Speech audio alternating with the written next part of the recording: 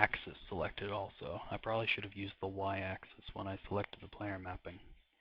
So I'm going to deselect that, and what happened here is that now that I selected individual faces, these faces I just selected here on the sword were taken from the top model, which contains everything. So just ignore the top model for now. I'm going to mess around with it. So what I'm going to do now is I'm going to go to the top view, and I'm going to select these faces. Actually, you know what? I'm going to go to the perspective view and do it. Select only the ones on the top and the bottom.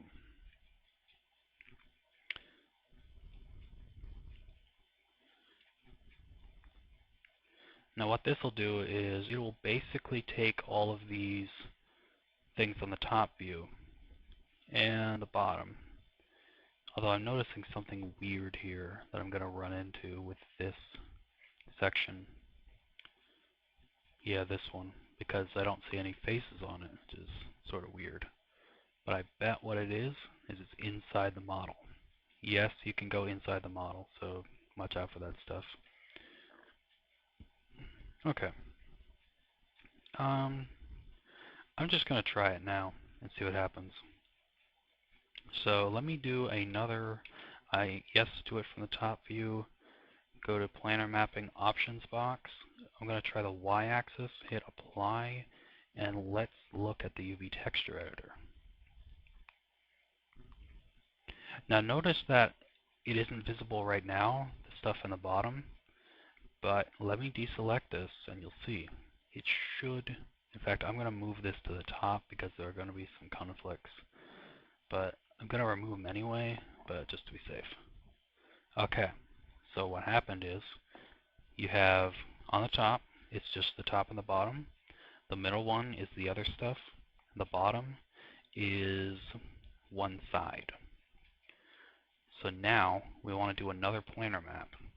And basically what I'm doing is just picking out these areas, and later in Photoshop or some kind of graphics editor like Paint Shop Pro or GIMP Shop or something, you can go in and make your texture. For this tutorial though, I'll show you how to put a file in, but I'm also going to show you an alternative method just using Maya itself and nothing else. Okay. I'm just looking at my model. I'm thinking of how I'm going to do my next plot. Let me see where the sketch is. Alright. So clearly this side has to be done as well. For this tutorial, I'm actually going to remap the first side, and this time I'm going to select all of them. And what that's going to do is it's going to planar map to one side, but it's going to reuse the same texture for the other side. So both of these will look exactly the same. You know, on second thought, I won't do that. Because what will happen is with the wood texture, it's sort of like lines going across a brown surface. So it might not actually look good if they're both the same, because on the top and the bottom. Nah, for this tutorial, hard to say. I'll redo the top. How about that? Yeah. Well, let's just planar map it. Go to the front view again. Notice I don't have any of these faces selected, but I have the ones behind them.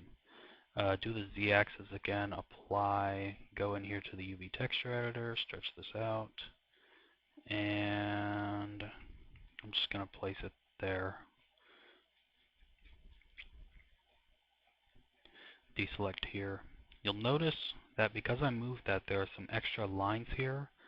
Don't worry about those yet because we're going to planar map them. So those faces will be moved eventually.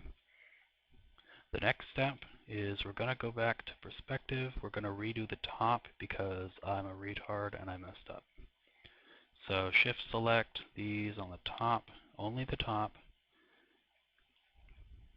We already did the bottom, so, well, we did them together, but by planar mapping again, you can remove you can only UV map a section once, but they can overlap.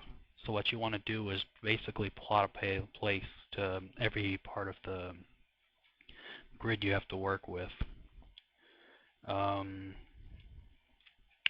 Y-axis apply, minimize, and let's shrink this down. I'm going to place it right there.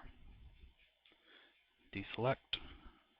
We do have some overlap, but you'll notice here I can't select these things directly.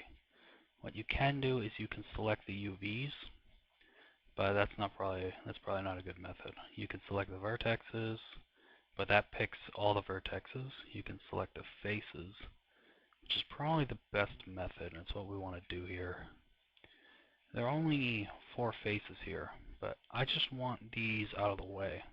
Make sure you're in polygons view. Let's go to, you want to select the movement tool, and you select can't quite remember how this works.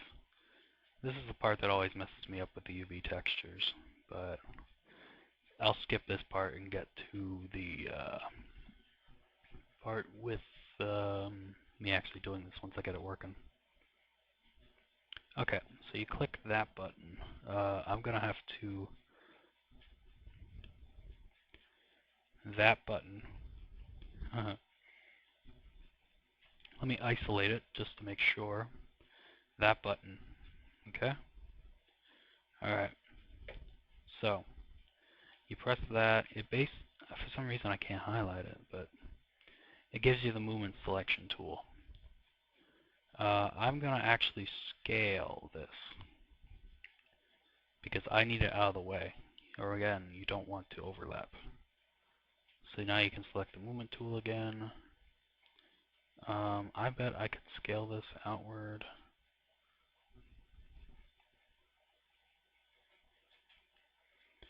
And there you go.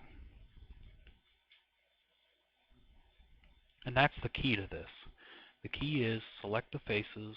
There's probably a better way to do this, but I'm going to do it because I can and I have to. And then you can scale them using these tools.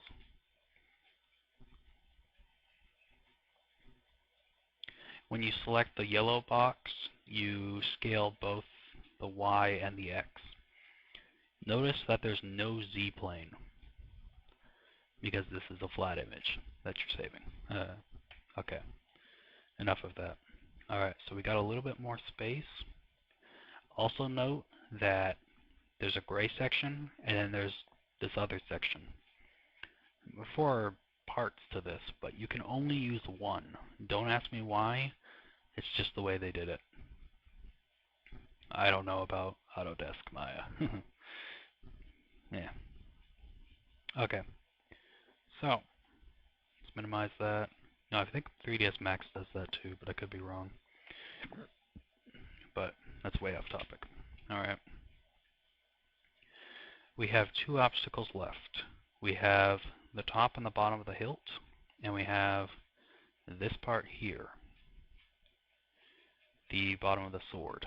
There is no, let me repeat, there is no face here. If there's no face, you should not have to worry about it. And we already covered the top. Let me select the edge just so you can see. This part here, you should not